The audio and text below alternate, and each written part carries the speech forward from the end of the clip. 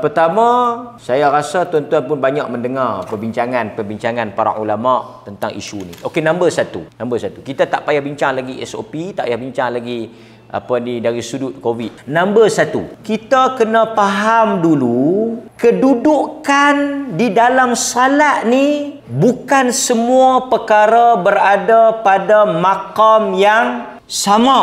Tu nak kena bagi clear. Sebab kadang-kadang ni penting, ni nasihat umum. Sebab kadang-kadang ada orang dia tekankan, dia bertegang leher, dia stres, dia dahsyatlah. Benda-benda yang bukan rukun pun. Artinya benda tu kalau tak buat langsung pun sembahyang tetap sah. Saya bagi contoh lah mudah. Sekejap saya akan bagi contoh yang betul. Saya bagi contoh bohong dulu. Contoh mudah lu. Tuan-tuan saat lagi nak makan nasi tengah hari, kalau bini dah masak nasi, goreng ikan, dia tak buat sambal belacan, okey ke tak? Okey lah. Kan? Tak payahlah nak cerai dia. Tapi kalau dia buat sambal belacan, sedap, cukup rasa, tapi dia tak masak nasi. Yang ni kalau kita nak cerai pun patutlah. Saya nak bagi tahu gagalnya masyarakat kita dalam pengajian ni kerana apa? Dia tak boleh nak membezakan benda yang core, benda yang rukun, benda yang compulsory, mandatory, yang tak boleh tidak kena ada. Yang ni memang kita akan stres, akan tekankan. Kita akan bagi tahu betul-betul. Saya bagi contoh mudah sebelum kita nak pergi yang sah tadi. Kunut umpamanya. Okey, kunut. Kunut yang kita nak pulun buat, yang kita nak bertegang leher, yang tak mau. Ni bukan cerita mereka, ni bukan cerita bohong. Tak mau pergi sembahyang di Masjidil Haram. Tak mau. Walaupun 100,000 semata-mata atas alasan tu Imam Mekah tu tak baca kunut, aku tak mau pergi sembahyang. Lohor, asar, maghrib, isyak aku pergi. Subuh aku sembahyang di bilik. Ada juga yang tak mau sembahyang di masjid kerana tak baca kunut, sedangkan pahala berjamaah tu besar. Okey, kita nak tanya hampa yang pulun sangat ni, hampa tahu kunut ni apa dia? Rukun ke? Maksudnya kalau tu imam tu tak baca, sah tak? Saya bukan nak soal kunut tu, saya nak bagi tahu kita gagal meletakkan prioriti, keutamaan. Pergi Mekah 100,000 lebih besar, lebih utama, lebih hebat. Okey, benda sunat saja kita tak pi. Pasal apa hang tak pi sembahyang masjid tu? Tu imam tak baca Fatihah. Tu betul. Itu betul. Tu imam tak baca Fatihah memang tak boleh lah, pasal tak sah rukun. Tu kalau nak repot, nak bertegang leher, nak boykot, memang betul. Saya bukan soal kunut tu tak ada masalah nak baca tak baca. Tapi soal dia letak benda yang tak ni stres. Okey. Baik, habis tajuk tu. Pi kepada sah. Lah ni yang tak mau pi masjid tau. Pasal sah tak rapat. Mula-mula masjid tutup. Semua tak boleh pi. Lepas tu masjid buka. Boleh mai.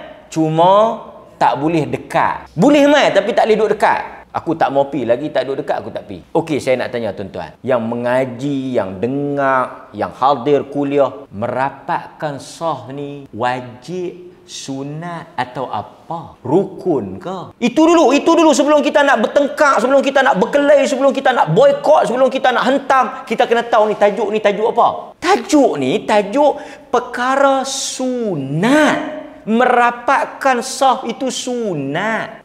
Merapatkan sah kalau maknanya kalau kita rapatkan sah, kita akan dapat pahala, solat kita perfect, sempurna. Tapi kalau kita renggang, taklah apatah lagi kalau direnggangkan itu di atas alasan dan sebab yang darurat. So kita kata hang tak mau pi. Ni, pi masjid tu dituntut. Sebahagian kata wajib. Jumaat pula. Aku tak pasal masalah sah. Sah tu duduk mana? Sah tu pada perkara sunat. Satu orang contoh ni tak COVID. Tuan-tuan, tak COVID pun sebenarnya renggang juga. Allahu Akbar. Dia renggang. Tak rapat dengan kita. Renggang jauh. Kita pun kata ni, pakcik mayang lain. Kita suruh dia mayang lain. Tetapi siapa pula? Pakcik tadi mayang jarak. Renggang kan saya.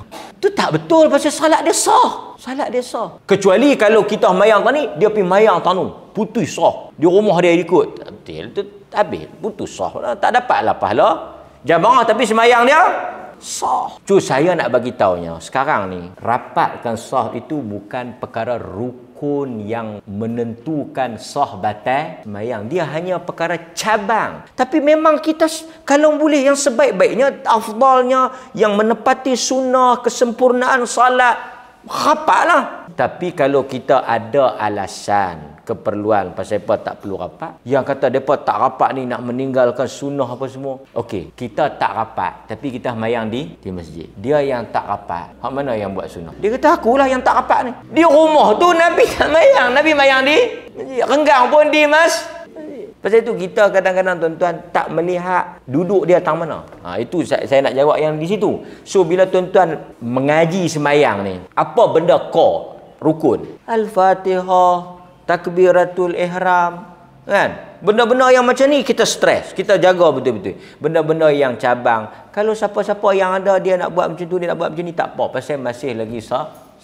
Cuma satu orang dia berusaha untuk nak memenuhi 100% piawaian yang macam mana Nabi buat, itu terbaiklah. Tapi kadang-kadang mungkin ada orang dia kurang sikit, tak apalah. Dia kata minta maaf lah, aku memang sembahyang aku tak rokok, aku sujud terus. Yang ni kita tak ada kan, tak boleh. Dia kata aku minta maaf lah, aku sembahyang ni aku baca Fatihah ya, surah aku tak baca, aku tak dan. Okey, tak apa lagi, kita boleh consider lagi, reconsider lagi. Pasal benda tu masih lagi bukan wajib, benda rukun. So pasal tu tuan-tuan, kadang-kadang orang kita ni dia macam tu lah, dia tak tahu duduk tang mana, dia rugilah kan, dia tak pergi masjid pasal benda sunat. Macam bismillah pelan, bismillah derah juga bukan perkara besar. Jadi kalau tak pergi sembahyang kerana perkara kecil, rugi. Kan? Itu juga termasuk dalam talbis iblis. Kan? Akhirnya dia tak pergi masjid dengan alasan-alasan yang remeh. Alasan-alasan yang lekeh.